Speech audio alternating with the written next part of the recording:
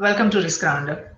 Mediterranean region that once had so completely represented the interaction and integration of different cultures, communities, and collaboration between different citizens from different nations from across, both the sides surrounding the Mediterranean Sea is now at crossroads today.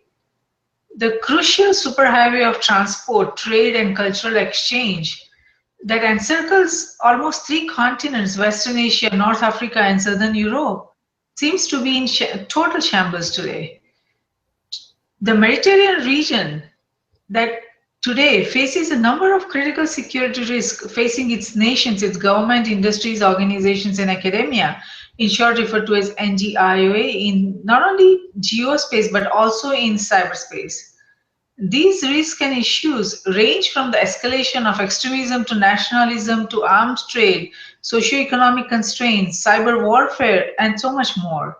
From the Syrian refugee crisis to the ongoing terrorist attacks, and from cyber breaches to cyber warfare, the stability and security of Mediterranean nations, its government, industries, organizations, and academia, is failing right in front of our very eyes. There is a growing concern that the Mediterranean region's security has become such a complex challenge that it would impact not only those nations, but all nations. Many feel that framing effective security solutions seems to be impossible for the region. So the question today is how to bring the safety, security, and stability to not only the Mediterranean region, but all conflict-driven regions. How to bring stability and security to the world we live in. To discuss this further, I'm delighted to welcome Vassilios Damiras. Vassilios is the CEO and chairman of Geostrategic Forecasting Corporations. Welcome, Vassilios. We are delighted to have you on Risk Roundup. Thank you very much, and thank you for the invitation. Wonderful, Vassilios. So, history says that the Mediterranean region has in the past very proudly shared common space, common concerns, common risks, common opportunities, and a common heritage.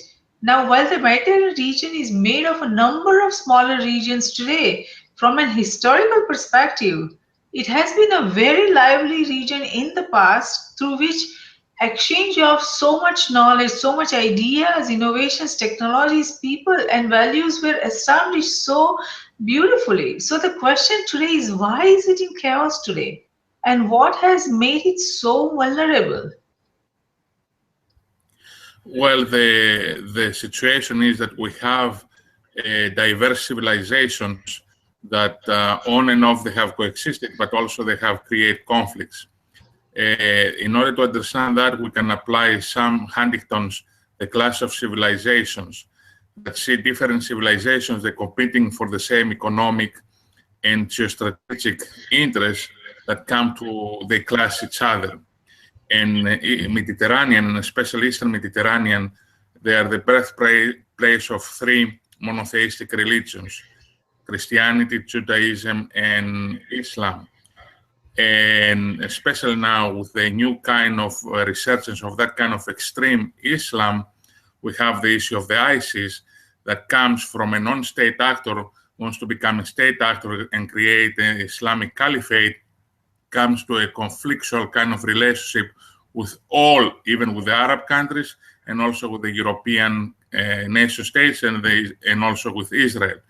That creates that kind of conflagration that we have all that kind, continuous kind of conflict. And obviously, major powers, even from the ancient times, when we had Persia and the ancient Greeks and Romans and the Byzantines, and in more modern times, the British and the Americans, they try to stabilize the region and create a stability. And now, currently, because we have also the withdrawal of the United States as a major player, or like us leading from behind, we have more that kind of exacerbation of these conflicts. And that goes even in Turkey now, that's a NATO country. We have also Greece, that is a failing state. Italy has an economic problem, Spain, Portugal. You have all these kinds of, in Europe. In Northern Africa, that's in the Mediterranean, you have also the Arab Spring that creates also problems. And it's in a way a cultural, political, military kind of a combined kind of conflict, and economic. Yes, yes, no, that is a good point and good analysis. Now, the complex security risk from cyberspace and geospace compel each nation and its components, that means the government, industries, organizations, and academia, to undertake new approaches and new initiatives in the Mediterranean region. What approach and step can Mediterranean region and all its nations can take individually and collectively for the region's stability, safety, and security? What can they do? Well, you have the major component, you have the European Union, but the European Union happened due to economic reasons, cannot do a military kind of or a security kind of component. You have NATO. NATO, together with the United States, because the United States create NATO, can provide the security. And also providing that kind of security, you can have economic prosperity. Obviously in Europe, in the Middle East, we have the problem that how you change the societies to accept and welcome economic opportunities. And that also is that kind of the culture, the issue of Islam. You have a whole debate, mainly in Europe and United States, what is Islam? It's a religion, but it's a religion that expands to politics, economics, and social life. And with the countries the Islamic countries or the Muslim countries who want to develop, you see that they break away from that kind of monolithic approach of Islam. If you see Jordan, Egypt, I mean, Egypt is considered to be a secular state, or even Turkey. Now Turkey goes backwards. And you have that kind of debate, but very few people, they do the debate inside these countries and how they can adapt or even welcome the new technological creations and achievements. We had even, since the collapse of the Soviet Union in the 1990s, we had the new emergence of democratization. We have the issue of globalization. And in the Middle East, still, they struggle to accept these ideas. Or even they try to create walls not to accept these ideas. However, the terrorists, they use these ideas to expand their own criminal kind of ideas. I mean, they go their own way. But it's the idea how these countries, and you have even scholars from this case, they say, it's that kind of culture, how they create these kinds of walls that they cannot adapt, they cannot fully democratize. And we have even these kinds of democratization, you see even in Egypt. You had the Muslim Brotherhood winning the elections. You don't want to have that kind of groups winning elections. Tunisia tries to survive on and off. Libya, again, is now you have all the tribal kind of problems that are there. And that is a problem. And again, that we use Turkey as an example, moves to a different direction from the Kemal era. Yes, yes, yes. Now, these are very, very complex challenges. Now, when we look at the political realities of the region, do you think that the current efforts to manage conflict and bring cooperation, collaboration, and peace, are those initiatives working? The way that the Europeans, they do it, with the issue of the open borders and the issue that how it doesn't work, because they want to exclude the issue of security. If you don't have security, if you don't provide security, you cannot have collaboration, you cannot have peace. And we see what happened even in Germany. Europe has a demographic problem. And what they came to understand, they said, well, if we have these refugees as an immigrants and they work for us, we can support the welfare state. And they didn't even vet who was coming to France, to Germany, and to other European countries. And we have that kind of problem in France, in Germany, and especially what happened that attacking women, in Sweden, and so on. But still, the European politicians, instead of saying, let's sit down and rethink and redesign this policy, they say, no. will continue to do the same thing, and they see it as an anomaly, that something, or we have some extreme elements, but we need more to be accommodated to them. But the thing is that the other interesting thing, when you have refugees, a refugee is a family, old people, and stuff. These people are 20 years old that they pretend to be refugees, some of them. And even now, they said, even the German intelligence, they say, we have jihadists inside Germany. But it's the politicians from both sides in Europe, even from the left and even from the right, that they view that they don't want to realize that that model that they created needs to be fixed. For this reason, Britain withdraw or wants to withdraw from the European Union. Because states, they need to protect their own citizens. And fine, you can be open, you want to work with other states, but that kind, I mean, if you don't have security, you cannot have the other. There are some who say that the biggest challenge of the Mediterranean region is the lack of common regional identity. But there are so many different nations. They all have, a lot of them have different language, lot of them have different religion and different way of living. So amidst such diversity, how can we expect a common regional identity?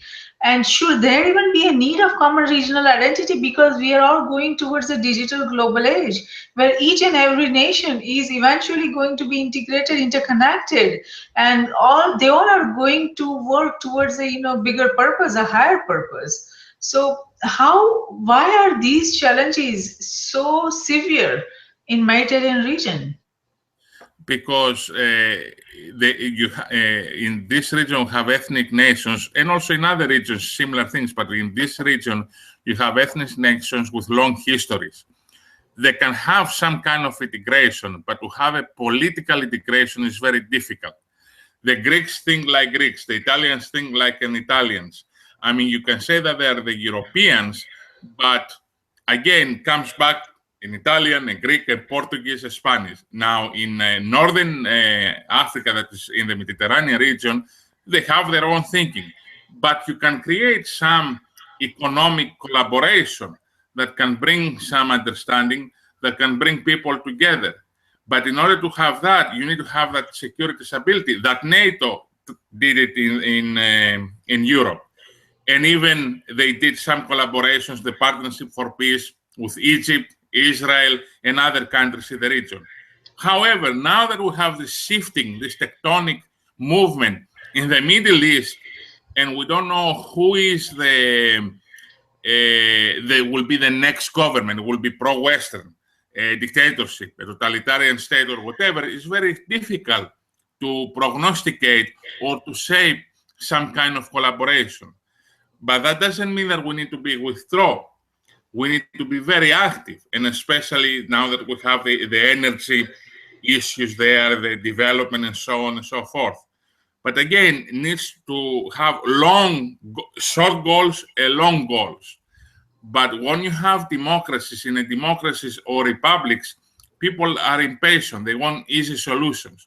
And even if we see it here, how the elections happen, both political parties, even one that we can say from the democratic side is more utopian, more on the issue, they don't want to touch so much security. But even from the other side, that the more the realistic approach, both they promote easy solutions without long-term kind of approach. Even if we see Trump, he likes NATO, no, I don't like NATO, or I need to be out of NATO, no, I will be in NATO. You know, that kind of fluctuation also gives you the wrong kind of signal. On the other side, again, with that kind of the utopian approach, you cannot design security. And if you don't have security, you cannot have collaboration. You cannot have cultural collaboration, because you need to have a secure environment to do that kind of stuff. That's true. That is true. Now, when we look at the economic development of two shores of the Mediterranean region, they have completely different records. The northern Mediterranean states, that is the nations, are very prosperous. They have very prosperous industrial economies, and they are which are interdependent with many of the European nations. Now, the southern Mediterranean states economy, they are not that advanced. They still, are highly dependent on the agriculture, tourism, and things like that. So, why are there so much differences on two shores for the economic development and advances? The issue is culture, but even if we analyze or dissecting the economic development in Europe or in Southern Europe, they develop more fast with the European Union. However, now that them even has problems because you have that kind of a huge welfare state. Yes. It's even, we had the problem with Greece, Cyprus, Greece, Italy, Spain, and Portugal, and Ireland. Well, Ireland is not part of the Mediterranean region, but what was the issue? They developed some of the economy, some they did a service economy, Spain and Portugal. Italy has also some industry that's their state-owned. Greece, who entered the European Union, eventually didn't produce anything. They were getting the grants and the loans and all this stuff, and they went also to their own political clients. And they create kind of a superficial development. And now what you have the problem, you have even in these economies, you need to go to become more capitalistic, to change, to construct the state. Because the state became so huge as and tried to find clients. The same also in Cyprus. These countries, they can develop maybe a service kind of industry. That means you can have computers, you can have that kind of industry that you can find unemployment, you can train your young generations and create centers of opportunities. Yes, yes. Now, based on yeah. Excuse me?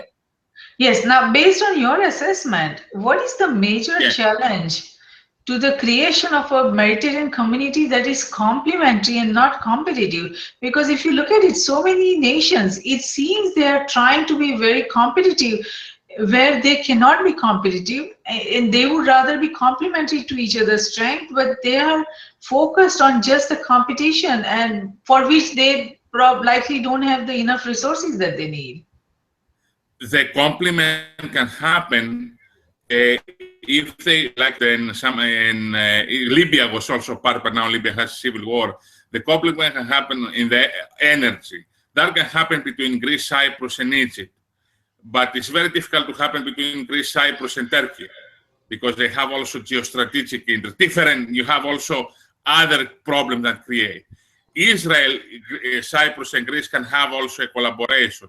But again, when you have both in Cyprus and in Greece structures, political structures that they are dying or try to survive, it's difficult to move forward.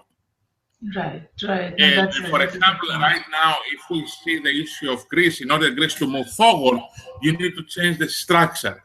And it's a good example because I think it's for the first time we speak for a nation state without facing a war that needs to have a reconstruction before does anything else. Yes. Now, yes. Italy, now we speak in Italy that needs to change the whole, again, civil servants, public sector structure. And if they take time to take these measures, you create the problem remains and became more huge, greater and greater and greater. That takes time to solve it. Yes. Now, obviously, United States can play a catalyst, but again, you need to have the right people, a fertile environment that even the catalyst can work with the local population and so on. Now, with Egypt and Tunisia and Morocco can be a good example that can have a collaboration. Algeria, they have also the problem again with the Islamic problem there, and they try with elections and so on. But again, it's how always you had also you had an outsider, you had the United States that can come in. Russia, who tries to come again, Russia is very narrow in their own interest, and especially with Syria. And so China doesn't care. China wants to do business. Doesn't care if the guy is a dictator, he's a demo, whatever. I mean, if you do business with China, okay, they will do business. If they see something that they can work, they can. They are in Africa because they want the materials and so on. They are in Greece because they see through the port can go to the European Union. but they don't care what the government will be. That is true. They are purely business focused. Now, Mediterranean region, I mean, we have seen for last so many years that they are suffering from so much terrorism and organized crime. Now, there are reports that some nations are sponsoring terrorism in their desire to become a regional power. So, what efforts can be made to address such complex risk when it's the nation states that is sponsoring the terrorism and crime to become a regional power? How would you Well, address that? when we had the Bush doctrine, it was said that we are not going to allow that kind of states to survive or to exist, or not states, regimes. That means we do a regime change. We did it in Iraq, well, we did in Afghanistan, and after we did it in Iraq, takes time. But also the problem is that with the Obama administration, even the defense secretaries told him you need to remain in Iraq. That means in order to fight terrorism, you need to have a superpower, to be committed to fight that kind of terrorism, even with the allies, even with NATO. But again, we live in a time that due to the internet, I like the internet, I like technology, but also when I'm teaching, you have young people that they want easy and fast solutions. And in order to fight terrorism, it takes time. Yes. And now people, they don't see that kind of, they want, no, I want, something easy, something in 1 month, in 2 months, or whatever. That takes time. Now the debate happened here, even in the United States, because what happened in Europe and what happened in the United States, and came again in the forefront of the issue of terrorism. Most of the time in a democracies, when you have elections or when you have debates, is the economy. The defense, and especially, I mean, if you go even in Europe, defense is very low, and down there. I mean, very low. The main thing, even if you are a politician in Europe, the big ministry that you want to take is the health department, economics, because you have the money, social development, stuff like that. Defense comes very, very low, the bottom. And now they realize that England is like us and they focus on defense. But because also Europe and also here in the United States, we had a long period with no global war, and people became very complacent. And they see distant kind of names that they cannot pronounce, and so on and so forth. That even when I'm taking some time, okay, why we need to know that? It's so distant for us. Okay, maybe we can protect if we are strong military, but nobody can come here. That is fine. Yes. And and especially with ISIS. ISIS it has become a state, now a state by itself. Yeah. Yes. And that needs to go out, and we need to focus and take care also of that problem. Yes. So do you see a role that United States has to play in the future of Mediterranean security? It is a role, and they had to play it before. But for me, I'm afraid that we don't want to play that kind of a role anymore. Because even with the debate that I see, both political parties, the people that they belong to both political parties, they view that the system is rigged. It's a corrupt system. They approach it in a different ways, but they view that the system is corrupt. And they want to change, or they want to get out of that system. But getting out of the system, you create a vacuum that somebody else can fill the vacuum that we're not going to do the things that you like to do. And that is a problem. And the global economy, yes, nothing is perfect, or that is not perfect. But if you want to change, you can change. But you cannot say, I'm going to get out. Well, how you can, okay, you're getting out. What are you going to do if you get out? Even the American market cannot consume what America produces. And that is the thing. And interesting enough, other countries, like, for example, I study India, that how India changed his foreign policy. It became more realistic because they saw the reality that up now they didn't want the non-alignment issue. and they change. And here, and they want to emulate, they want to be with the United States, they want to emulate some of the United States. But here we say, oh, no, now we don't want to have anything to do with that kind of stuff. Because yeah, so, and that is the life of a country. When a country becomes more powerful, what he wants? He wants security. Yes, And security. especially with the issue of Kashmir and so and other problems they have. That means they want security. Because even if the Middle East goes more, can go to Pakistan, they want security. And here we say, oh no, we can be out of that. Well, you cannot be out of that. Because even if you try to avoid war, maybe the war wants you, tries to bring you. Because when you have a chaotic geostrategic situation. In the Mediterranean, even if with the issue of the energy, with the issue of the commercial routes, if you don't have stability, if you don't have the Sixth Fleet there, you go to create a vacuum. That vacuum will be filled by people or states that you don't like to have it. Yes. But again, you need to have a design. Always, even when I talk to businessmen, because sometimes businessmen, they don't like to talk about security. They feel that it's very politicized or very negative and stuff. But I said, you need to understand and know your environment. If you don't understand and know the environment, you cannot be safe or secure to have a stable business. We have to consider all the variables. You're right. Now, the civil war in Syria, what do you see is the effect on the Mediterranean region? Oh, the effect is tremendous because you have a civil war. You don't know when that civil war when they go to end, and even when they will end, you don't know who will be in power. I believe Syria will go like that for years. Russia has stabilized Assad. They want to have Assad because they want to have some strategic access to Syria naval base and so on. But that can have a spillover effect even to Lebanon, even now to Turkey, the way that Turkey goes, with the Kurds and so on. And also you have ISIS. That means in the areas that you don't have a Syrian kind of government, you have ISIS. That ISIS wants to do the caliphate. That means you have a failed state, or in a way you have Syria on a map, but you don't have any governmental organization the way that we think, and you have ISIS that they try to fill the vacuum. Yes. And in the like ISIS or Assad, they are not united in order to create a new Syria. And I think that will be for years to come.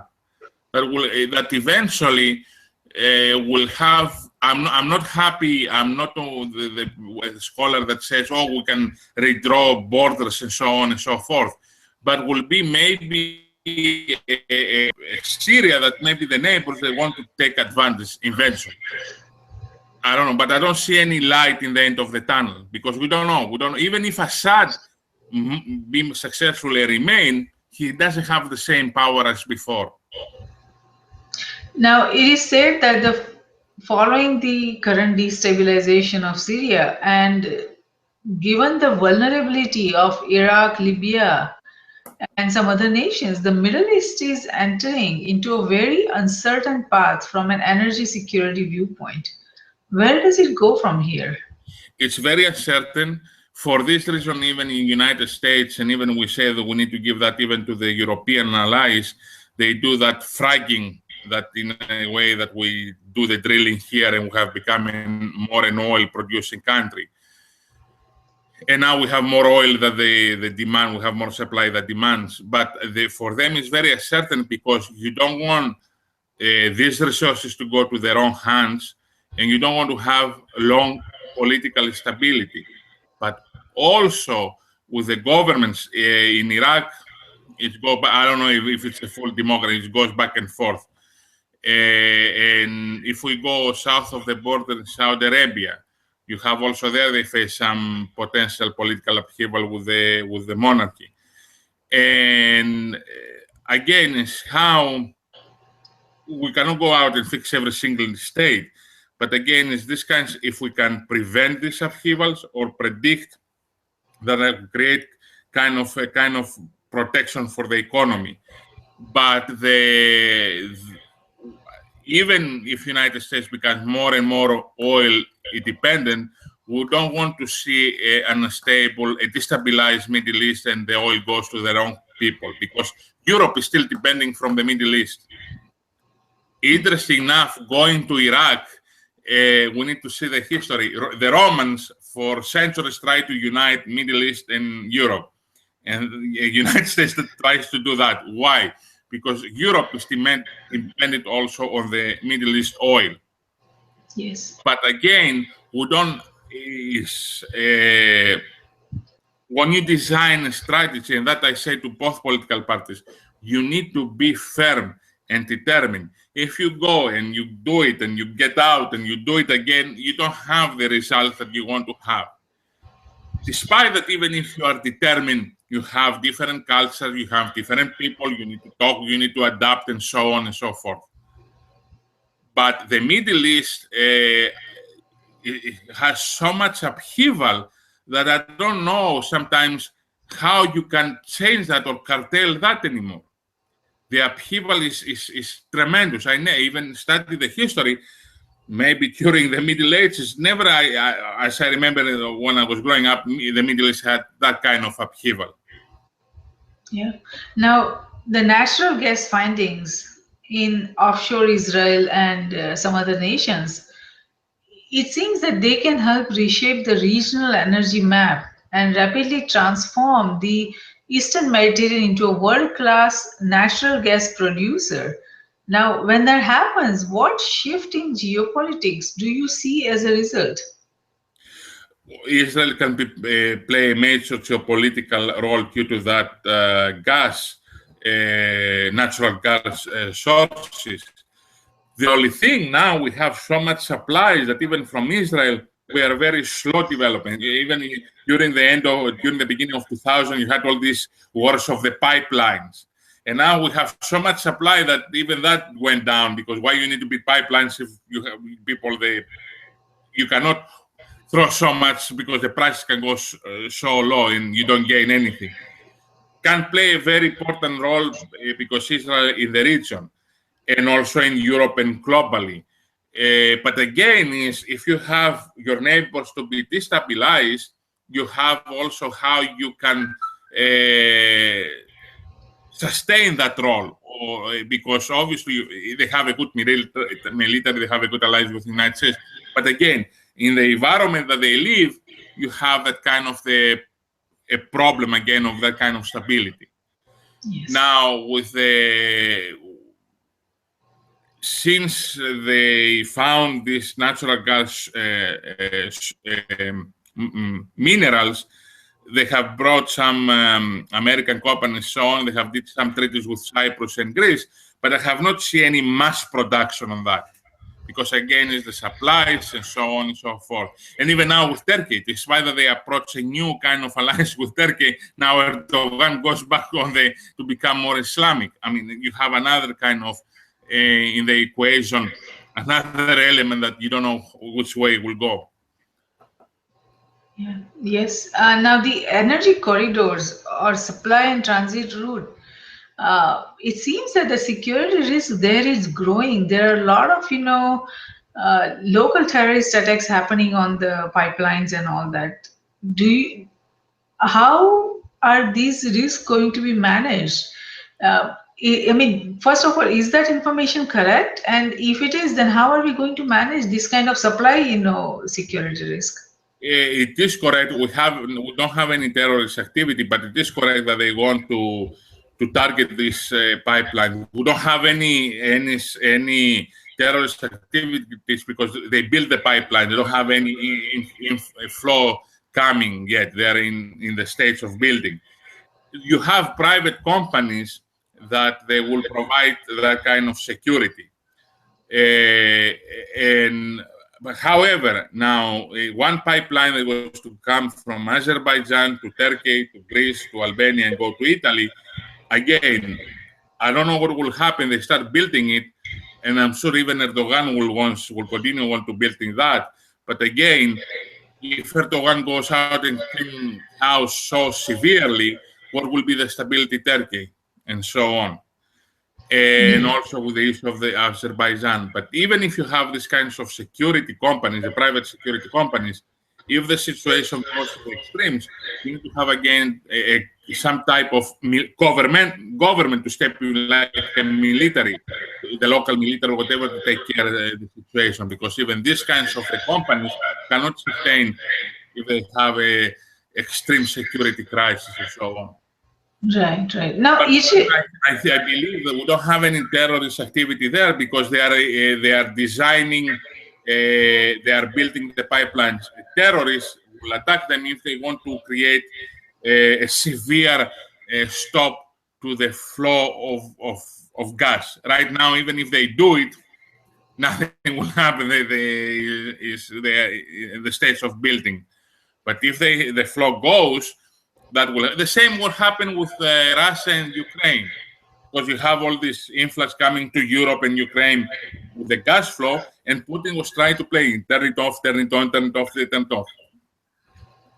That Yes. is how I can influence governments and people and so on in private companies. Yes. Now, when we look at Egypt, I mean, it seems that they have a lot of natural gas reserves, but we still hear so much about their massive power shortages. What do you think is the reason behind that? Because again, is the structure. You can have the resources, but if you don't have the structure, the resources remain on the ground.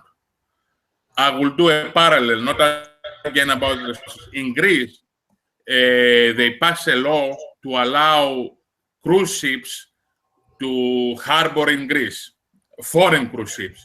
How they passed that law? Since then, they have not done anything. Why? Because you don't have the structure. That means you can have the materials or the resources, but if you don't have the infrastructure, you cannot do anything, and you can have the same problem. The same in the Soviet Union or even in Russia. They are oil producing country, but because they don't have the technology, they lose a lot of oil on the sideline. They brought now some American companies that they try to fix that.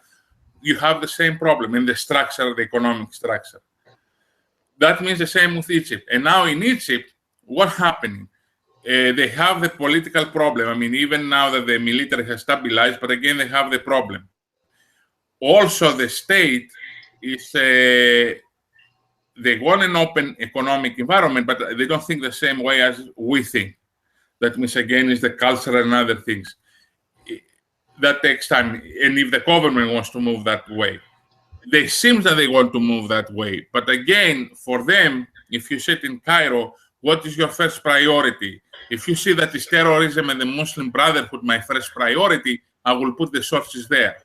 Also, in these kinds of states, when they want to recreate the structure, they try to find people that they trust. That means you create a client state. That you go to find somebody that I trust not to overthrow me, that I trust them. The same was happening in Iraq, even until recently. What governments did? They will hire people from the same village or their relatives because, well, I trust him. They are not going to kill me. Yeah. And that is the thing. And that is the thing that takes time. And again, I don't know. I mean, that is up to the local governments that they can change and so on. But right for Egypt, I see that is the main thing is the stabilization, not to have a resurgence of the Muslim Brotherhood. Now, based on how the energy industry, energy dynamics are changing, what do you see its impact on the geopolitical environment in the Mediterranean region? I believe that the Mediterranean region, to survive, they have a lot of opportunities. You need to have a strong American presence and NATO presence to take care of the issue of security. The European Mediterranean countries, they need to redesign their own economy to become more free market friendly and re-educate the young generations on that kind of the environment. On the Middle on the countries that they are part of the North Africa and Middle East, they need to, and that will be the difficult task, to try to adapt and go beyond that kind of the strict religious interpretation of life in order to adapt to that kind of societal openness and a free market approach. Yes. Now, And the issue, and the other issue that we didn't discuss so much, the issue also the element of how you view women in the working force as scientists, so on and so forth. That even ICE has created a new way about the issue of slavery and so on regarding women. Now, there are so many oil and gas pipelines, in that region. Are any of that at risk? Right now, not so much, but if we continue, they will be at risk. They will be at risk because the more that we have that kind of chaos, you have a higher risk to have that kind of instability and threat. One thing that I do from my company is that kind of, we call it security assessment or threat assessment, that you try to forecast potential threats and how to prevent it. But again, it's private companies, they like to know that, but after is the issue of money, how to spend, because if you have a private company to spend on that, it's to raise the prices to their own clients. Sometimes they don't like that. And also private companies, they don't want to see that they militarize their environment because they view that they will create more targets for them. Yes. Now, a lot of people say that the Mediterranean Sea is an indicator of world politics. Do you agree? Do you see that comparison? Yeah, I mean, Mediterranean is part of the global system, and politics play a role. And personalities who get involved in politics, they play a role. And in a democracy, if you are a democracy, it's how the people, who they vote and how they are active. In a dictatorship, again, is different elements, is the dictator or the despot or the monarch and so on. But if we see the democracy, the Mediterranean, you have people that have become very complacent. Yes. To think the wider issue of Mediterranean. Right.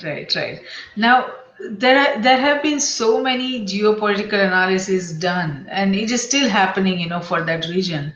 Now, many of the analyses conducted so far, they rely on hard security issues, meaning like weapons of mass destruction, drug trafficking, terrorism, and those kind of things. But very rarely you will see that anyone addresses the socio-economic, cultural differences, education and all that as a direct, indicator or directly responsible for the security of that region. But it seems that when we look at Mediterranean region, those are the, risk variables that play a very important role in the overall security of the region. If people are not educated, if people are not, informed, if they don't have understanding about several things, if there is so much of socio-economic, crisis, so much cultural differences, then they all come and play a role in the overall security of the region. So do you think that there is a need for a new approach where we look at all these, different risk variables and come up with a comprehensive security analysis for that? Well, the approach, all for that they need the cultural connectivity and education and to study history, but sometimes they like to whitewash history. I'm for to study history and see the facts. Because sometimes in Europe, when they try to do that, they try to we don't need to talk about that war, will upset the thing. No, you study history and you analyze why things happen. You cannot just cover up and say, you don't need to do that. I mean, let's talk about more nicer things. But that can be an element because you learn from history. I mean, not to use history in order to become aggressive, but you can learn from history and say, well, why did that happen? Why we went to war that time? What was the element? What was the causes? Because even even when you whitewash the history, you don't learn anything. You create again an imaginary kind of world that you want to have, and that is very difficult to have. To takes time and to happen. But yes, they can happen that, and you can have that kind of interactiveness, and you have that. I mean, in Greece and Turkey, they had that. Even it was not perfect, but they had that. Now with Erdogan that goes backwards, I don't know what will happen. I think we'll want a different kind of approach. But again, when you have there, what happened? You have NATO, you have the European Union that they try to do that kind of stuff. That means you have another element of political structure that tries to create the environment, because you need to have a friendly environment to do that kind of stuff, to feel comfortable that you can do that kind of stuff. Yes. Now, your initiative, the Geostrategic Forecasting Corporation, would you like to say some things about it? What is its approach? What is your mission, goal, and what is your focus area, and what you are trying to achieve through that initiative, so that for the benefit of understanding of our global viewers and listeners. The purpose is that we want to educate the public, but also we want to educate the business community. Can be a security, can be on the oil or the energy, so on and so forth. What is the meaning of the geostrategy and how you can perform, and geosecurity and geomilitary and all that kind of the geos that they come. Because if you don't understand that, it's very difficult to perform. You can perform, but you cannot protect yourself if on a cybersecurity environment. Many times when I talk to some CEOs, they don't understand that. I said, well, why I need to have cyber? I mean, I can go, I'm a businessman, I speak about win-win. Well, that doesn't mean anything to sometimes when they want to hack your computer. They want to take your secrets and so on and so forth. But the variety is to educate the business community and also the wider global population who are interested about that kind of elements and also trends in the global arena. And in addition, when you do that, then you feel more comfortable to face the global market. It's very important to know that kind of element. And you can be a mathematician or a technology or whatever, but you need to understand your environment. Yes, absolutely. So let's say if you are advising a business, entity or a government, or any other entity who is trying to uh, do some business in Mediterranean region, what would you tell them about what steps they need to take in this very complex, challenging time? They need to take the issue. Obviously, they need to which country they want to go, because they need to understand the economic system. They need to understand the cultural system, how they want to find the right people to work for them. Also, they need to understand the issue of security and what kind of security, I mean, it depends what kind of company, what kind of security they need to. And understanding that, after they need to, when you understand that, you create the right budget and the right economic forecast for your company. Understand even economics are very unpredictable. Nobody can, in a free market, nobody can control economics. But at least you can create some warning signs to avoid pitfalls. And Yes. but again, how you want to survive in that kind of environment, and again, in which country you want to go. Now, with the Middle East, I mean, it's very few. They will go in a very troubled region. I mean, you don't have anybody going to Syria and so on, so forth. But even if you speak about Turkey or Egypt, you need to understand the political environment and what they're going through. Yes. Yes, no, that is a good, advice and good suggestions. So, Vassilios, thank you so much for your time. You are a busy man, and you spent almost an hour with us to be on Risk Roundup and share your insight and your observations about Mediterranean region and what are the complex challenges they are facing. So, I'm sure our global viewers and listeners are going to benefit tremendously from what you had to say today. So, thank you for participating in Thank Risk you very Roundup. much. Thank you. Thank you. Now, it seems that the security issues of the Mediterranean region have very complex interconnections and interdependencies. The current models of conflict prevention to risk management and crisis management seems to be not working, and they are not very effective. In a digital global age, any risk management or crisis management effort that is done in silo is very likely going to fail. There is a need to develop new integrated and GIOA security risk management framework at all levels, global, regional, national, and local, that can manage the complex security challenges facing nations and all its components in a digital global age. Risk Group Cybersecurity Risk Research Center and Strategic Security Risk Research Center are created for this very reason, to identify, evaluate, and manage the risk facing NGIUA in CGS, that means nations, its government, industries, organizations, and academia in cyberspace, geospace, and space. We at Risk Group believe that risk management, security, and peace walk together hand in hand. Though security is related to management of threats and peace to the management of conflict, risk management is related to management of security vulnerabilities as well as management of conflict. And it is not possible to conceive any one of the three without the existence of the other two. All three concepts feed into each other. We believe that the security we build for ourselves is precarious and uncertain until it is secure for everyone across nations. Tradition becomes our security, so if we build a culture of managing risk effectively, it will lead us to security, and security will lead us to peace. So let's manage the existing and emerging risks together. For more information on the Risk Roundups, to watch the Risk Roundup videos, or hear the Risk Roundup podcast, please go to riskgroupllc.com, and do not forget to subscribe and share. Until next time, I'm Jayshree Pandya, host of Risk Roundup, signing off. See you next time. Thank you.